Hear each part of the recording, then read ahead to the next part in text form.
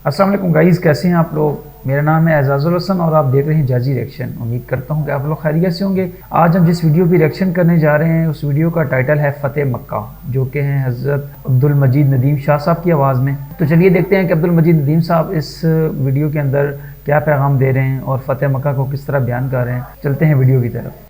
कुरान कहता है मालिकल मुल्की तुतिल मुल्क मन तशा व तंज़िउल मुल्क मिम्मन तशा व तुइज़्ज़ु मन तशा व तुज़िल्लु मन तशा बियदिकल खैर इन्नका अला कुल्लि शैइन क़दीर। वही है मुख्तार कुल, जिसे चाहता है बुलंद करता है, जिसे चाहता है पैबंदे ज़मीन करता है। और फिर हजरत साद रज़ियल्लाहु ताला अन्हु ने फौजी तरंग और फौजी मस्ती में ये स्लोगन बुलंद किया, यौम यौमुल मलहमा, हमें सताने वालों तैयार हो जाओ, आज सताए जाओगे। कल तुम्हारे हाथ में तलवार थी, हमारी गर्दनें हुआ करती थी, आज मोहम्मद के रज़ाकार आ गए हैं 10,000। आज हमारी तलवार होगी और तुम्हारी गर्दनें होंगी। हवा की लहरों ने हजरत साद रज़ियल्लाहु ताला अन्हु का ये जज्बाती माटो बारगाह रहमत तक पहुंचाया। रसूल अकरम सल्लल्लाहु अलैहि वसल्लम ने हजरत साद को अपने पास बुलाया, फरमाया साद तुम क्या कह रहे हो। अर्ज किया अल्लाह के रसूल, मैं इस्लाम के दुश्मनों की हौसला शिकनी करते हुए ये कह रहा हूं, अल यौम यौमुल मलहमा, आज तसादुम का दिन है, आज टक्कर का दिन है, आज इंतकाम और बदले का दिन है। रहमतुल लिल आलमीन सल्लल्लाहु अलैहि वसल्लम की आंखों में रहमत के मोती तैर आए। हबीब किबरिया सल्लल्लाहु अलैहि वसल्लम ने फरमाया साद तुम इंतकाम का नारा बुलंद करते हो, मेरी रहमत को तकलीफ होती है, मेरे ज़मीर पे चोट लगती है, तुम्हें ये नारा बुलंद करने की इजाजत नहीं। हुजूर ने तादीबन वो परचम लेकर एक और रज़ाकार के हवाले कर दिया। सहाबा किराम ने अर्ज किया अल्लाह के रसूल, हमें तो इन संगदिलों का वो माजी याद है कि जब इन्होंने बिलाल को गर्म रेत पर लिटा दिया, जब इन आदमखोरों ने सुमैया को मक्का के चौराहे पे 2 लख्त कर दिया, हमें तो इन आदमखोरों की वो ज़ियादतियां याद हैं। रहमत आलम सल्लल्लाहु अलैहि वसल्लम ने फरमाया मुझे भी याद है, मैं अच्छी तरह जानता हूं, ये शहर मुझे जानता है, मैं इसके दरो दीवार से मानूस हूं। ये वही गलियां हैं जिनमें मेरे लिए कांटे बिछाए जाते थे, ये वही शहर है जिसके नौजवान मेरी हुटिंग के लिए जुलूस निकाला करते थे, ये वही बाशिंदे हैं जो मुझ पे संगबारी करके मुझे लहूलुहान कर दिया करते थे, ये वही मकान है जिनकी छतों पर औरतें कूड़ा करकट लेके मेरी इंतजार किया करती थी। लेकिन तुम जानते नहीं कि मैं ये सारे जुल्म सहने का आदी हूं, ये सताने के आदी हैं, हम माफ करने के आदी हैं, इनके दामन पत्थरों से भरे हुए हैं, हमारा ज़र्फ अफवो दरगुजर से मामूर। शायद तुम्हें वो याद नहीं कि ये सारी चोटें सहकर मैं बैतुल्ला में पहुंचता, जबकि मेरे जिस्म से खून बह रहा होता, जबकि मेरे पांव में कांटे चुभे हुए होते, जबकि मेरे जज्बात इनके संगीन नारों से जख्मी होते,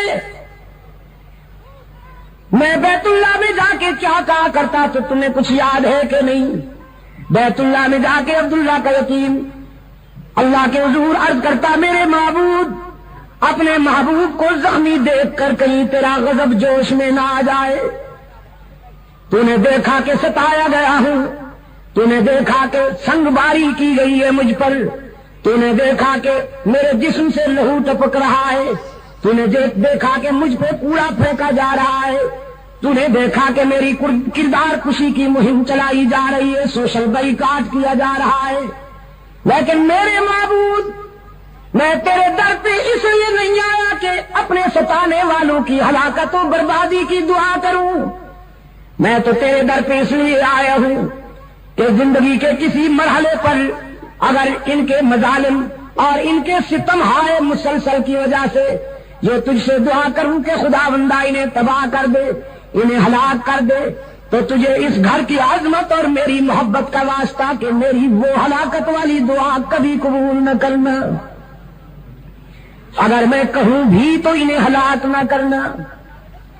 وہ ہاٹ کے دوستو، عزیز نوجوانوں، جنگ میں بڑے بڑے لوگوں کا اشتعال قابو میں نہیں آتا، بڑے بڑے لوگ اپنی عظمت فراموش کر بیٹھتے ہیں، لیکن رحمت عالم صلی اللہ علیہ وسلم کے اعتدال و توازن کا اندازہ کیجیے کہ میدان جنگ میں ایک کافر کی تلوار حضور پہ اٹھی، اللہ نے اپنے محبوب کی حفاظت فرمائی، اس کا وار خطا گیا، اب رحمت عالم کی تلوار اٹھی، وہ کافر شمشیر رسالت کی زد میں تھا، اگلے لمحے وہ تلوار کافر کا سر قلم کر سکتی تھی، لیکن رحمت عالم صلی اللہ علیہ وسلم نے اپنی اٹھی ہوئی تلوار کو روک لیا، اپنے پیچھے کھڑے ہوئے اپنی مراد و مدعا فاروق اعظم کو اپنی تلوار دیتے ہوئے فرمایا، عمر تم اس سے نمٹو۔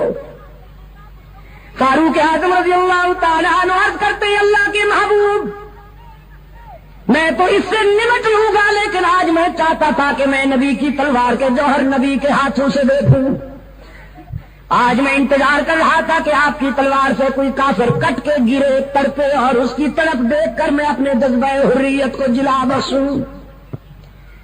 رحمت عالم صلی اللہ علیہ وسلم اشکبار ہو گئے، فرمایا، عمر تم جانتے نہیں کہ نبی کا قاتل اور نبی کا مقتول دنیا میں سب سے بڑا بدنصیب ہوتا ہے، جو کسی نبی کو شہید کرے وہ بھی دائمی جہنمی، جو کسی پیغمبر کے ہاتھوں سے مارا جائے وہ بھی دائمی جہنمی۔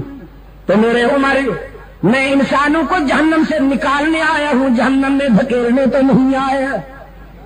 میں چاہتا ہوں کہ نہ کوئی ایسا بد نصیب ہو کہ اس کے ہاتھوں سے میں مارا جاؤں، نہ کوئی ایسا بد نصیب ہو کہ وہ میرے ہاتھوں سے مارا جائے۔ ارباب علم و دانش، حد نہیں ہو گئی؟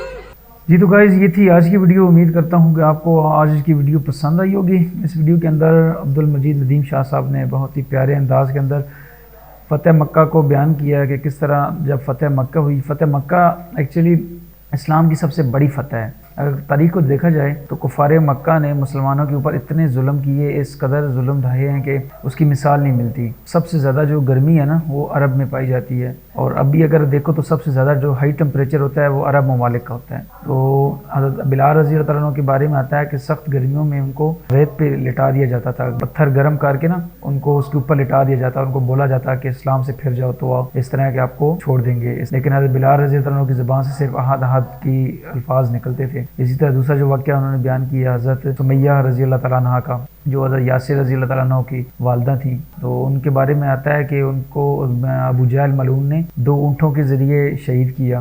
ان کی ایک ٹانگ ایک اونٹ کے پہ باندھی اور دوسرے ٹانگ کو دوسرے اونٹ کے ساتھ باندھ کے دونوں کو مخالف سمت میں دوڑا دیا، اور خود حضرت سمیہ کی شرمگاہ میں نیزہ مارا تو وہ 2 حصوں میں بٹ گئیں۔